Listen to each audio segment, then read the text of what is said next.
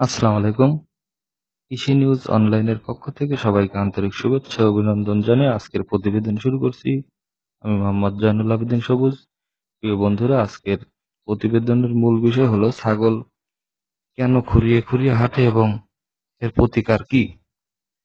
আসুন দেখি এর প্রতিকার কি। প্রিয় বন্ধুরা,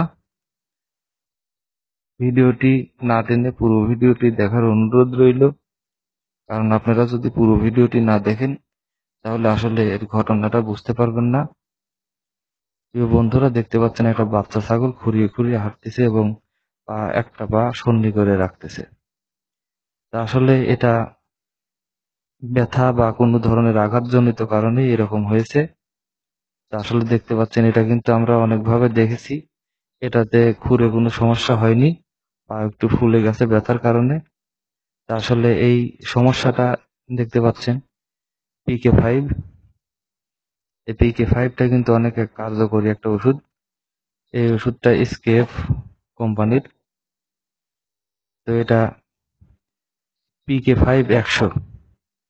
আসলে এটাই আমরা ছাগলের জন্য ব্যবহার করি, কারণ ছাগলের ওজন একটু কম হয়ে থাকে।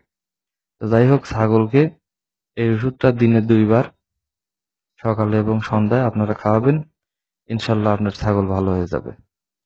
এই ছাগল এই ওষুধটা সকল ধরনের ব্যথার জন্য খাওয়ানো যাবে, এমনকি গর্ভবতী অবস্থায় ব্যবহার করা যাবে।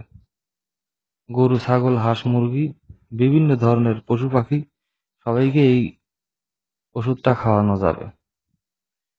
এটার 1 নম্বর কাজ গবাদি প্রাণীর শ্বাসতন্ত্রের রোগ, ওলান প্রদাহ বা ম্যাস্টাইটিস, জরায়ু প্রদাহ, অস্ত্রোপচারের আগে এবং পরে এই ওষুধটা খাওয়ানো যাবে। এমনকি ছাগল খুঁড়িয়ে খুঁড়িয়ে হাঁটলেও এই ওষুধটা খাওয়াতে পারবেন। তো যদি আপনার ছাগলটা একবারে ছোট হয়, বাচ্চা ছাগল হয়, তাহলে এই যে দেখতে পাচ্ছেন অর্ধেক ওষুধ, আপনারা অর্ধেকের অর্ধেক মানে 4 ভাগ, একটা ওষুধকে 4 ভাগ করবেন এবং দিনে 4 বার খাওয়াবেন। তাহলে ইনশাল্লাহ আপনার ছাগলটি সুস্থ হয়ে যাবে।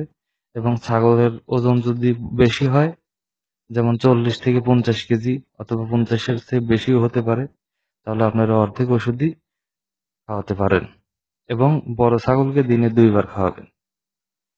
তো এই ওষুধ আসলে মেয়াদটা একটু দেখে নিবেন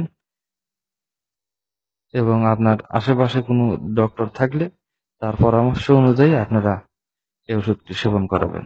তো প্রিয় ভিউয়ার্স, আসলে ভিডিওটি যদি ভালো লেগে থাকে অবশ্যই চ্যানেলটি সাবস্ক্রাইব করে আমাদের সহযোগিতা করবেন। সবাইকে ধন্যবাদ।